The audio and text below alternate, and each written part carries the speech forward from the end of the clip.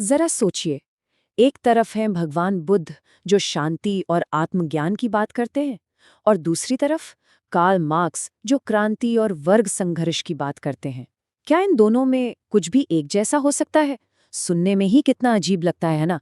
लेकिन भारत के महान विचारक डॉक्टर B.R. अम्बेडकर ने न सिर्फ इनकी तुलना की, बल्कि एक ऐसा नतीजा निकाला जो सबको चौंका देता है।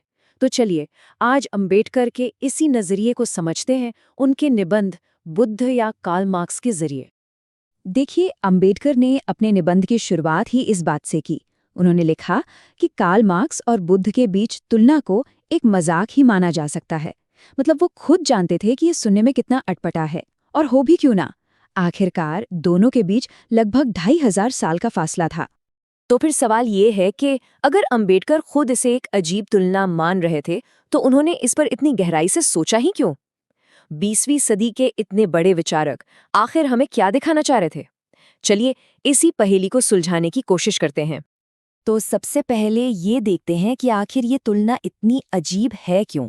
जब इन दोनों को एक साथ रखकर देखते हैं तो इनके बीच का फर्क जमीन आसमान जैसा लगता है। देखिए, दोनों के बीच करीब करीब 2500 साल का फासला है। एक ने एक धर्म की नींव रखी, तो दूसरे ने एक राजनीतिक विचारधारा की। एक ने मन के अंदर शांति का रास्ता दिखाया, तो दूसरे ने बाहर की दुनिया में क्रांति का। मतलब बिल्कुल दो अलग ध्रुव, है ना? लेकिन यहीं पर अंबेडकर की सोच की खासियत नजर आती है। इन सारे फर्क के बावजूद उन्होंने एक ऐसी समानता ढूंढ निकाली जो हैरान कर देती है, और वो समानता थी दोनों के अंतिम लक्ष्य में। आइए देखते हैं कि वो क्या था। अंबेडकर का ये मानना था कि वक्त के साथ मार्क्स की कई बातें, कई भविष्यवाणियां गलत साबित हो गईं, लेकिन उनके विचारों का जो निचोड़ था, जो आग थी, वो आज भी जिंदा है। और ये वही हिस्सा था जिसने दुनिया को हमेशा के लिए बदल कर रख दिया, और अंबेडकर के लिए यही सबसे जरूरी था। और ये रही वो हैरान करने वाली समानता। अंबेडकर ने बताया कि दोनों ने दुनिया की समस्या का जो डायग्नोसिस किया वो एक ही था। दोनों का मानना था कि दुनिया दुखों से भरी हुई है, और इस दुख की जड़ क्या है? हितों का टकराव और निजी संपत्ति का लालच। मतलब दोनों का मकसद एक ही था, दुनिया से दुख को खत्म करना। बस शब्द अलग थे, पर मंजिल एक ही थी। अच्छा, तो अगर मंजिल एक ही थी तो फिर रास्ते अलग अलग क्यों थे? और यहीं पर बुद्ध और मार्क्स के बीच का सबसे बड़ा फर्क सामने आता है, यानी उस मंजिल तक पहुंचने का तरीका। मार्क्स का रास्ता कह सकते हैं कि छोटा और सख्त था। उनका कहना था कि बदलाव के लिए क्रांति करनी होगी, हिंसा का इस्तेमाल करना होगा, और उस बदलाव को टिकाए रखने के लिए मजदूर वर्ग की तानाशाही, यानी डिक्टेटरशिप ऑफ द प्रोलेटेरिएट, जरूरी है। ये एक ऐसा बदलाव था जो बाहर से ताकत के जोर पर थोपा जाना था। और वहीं दूसरी तरफ बुद्ध का रास्ता बिल्कुल इसके उलट था। वो बाहर से नहीं, बल्कि इंसान के भीतर से शुरू होता था। उन्होंने जबरदस्ती पर नहीं, बल्कि इंसान के मन को बदलने पर जोर दिया। पंचशील यानी नैतिक आचरण, आर्य अष्टांग मार्ग यानी सही तरीके से जीवन जीना, और फिर निब्बान यानी दुखों से पूरी तरह मुक्ति। उनका कहना था कि असली बदलाव तो अंदर से आता है। तो अब हमारे सामने दो एकदम अलग रास्ते हैं। एक है ताकत का रास्ता और दूसरा है मन को बदलने का। अब सवाल यह है कि अंबेडकर के हिसाब से इन दोनों में से बेहतर कौन सा है? चलिए उनके मूल्यांकन को समझते हैं। देखिए, ये पूरी बहस असल में एक बहुत ही बुनियादी सवाल पर आकर टिक जाती है। क्या एक अच्छा समाज डर और जोर जबरदस्ती से बनाया जा सकता है, या फिर लोगों के नैतिक आचरण और अच्छे व्यवहार से? इस सवाल का जवाब देने के लिए अंबेडकर एक और विचारक एडमंड बर्क की बात का हवाला देते हैं। बर्क का कहना था कि ताकत सिर्फ कुछ देर के लिए काम करती है। आप किसी को एक पल के लिए झुका तो सकते हैं, लेकिन ये कोई पक्का समाधान नहीं है। और जिस सरकार को बार बार ताकत का इस्तेमाल करना पड़े, वो असल में राज नहीं कर रही है, वो बस लोगों को दबा रही है। अपनी बात को और अच्छे से समझाने के लिए अंबेडकर एक पुरानी कथा सुनाते हैं। एक समय में एक राजा था जो तलवार के जोर पर नहीं, बल्कि धर्म के रास्ते पर चलकर, यानी नैतिकता और कर्तव्य से राज करता था।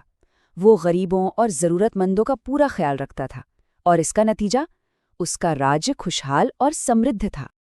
लेकिन फिर एक दूसरा राजा आया।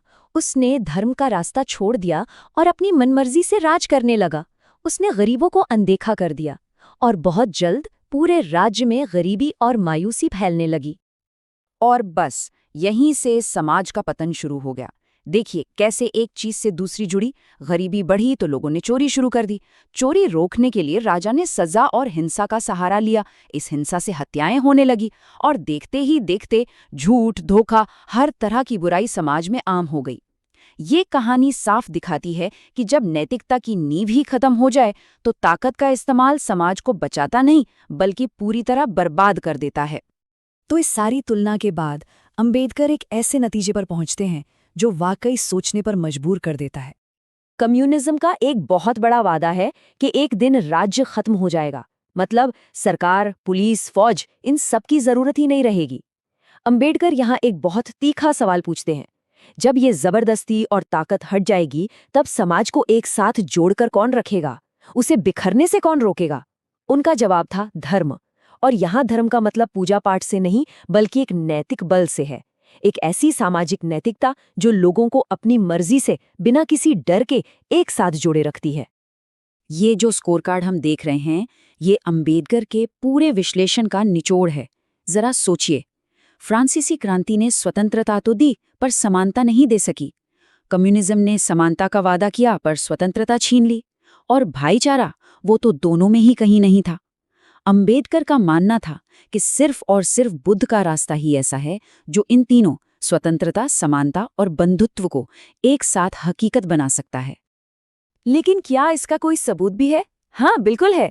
अंबेडकर बौद्ध संघ का उदाहरण देते हैं। ये भिक्षुओं का एक ऐसा समुदाय था जहाँ किसी की कोई निजी संपत्ति नहीं थी, सब कुछ सबका था। और सबसे बड़ी बात, ये सब बिना किसी तानाशाही के, बिना किसी जोर जबरदस्ती के, पूरी तरह से लोगों की अपनी मर्जी से हो रहा था। अंबेडकर इसे एक चमत्कार कहते हैं, एक ऐसा काम जो मार्क्स के सबसे बड़े अनुयायी लेनिन भी नहीं कर पाए। तो आखिर में अंबेडकर हमें एक बहुत बड़े सवाल के साथ छोड़ जाते हैं, किसी समाज को बदलने का सबसे अच्छा तरीका क्या है?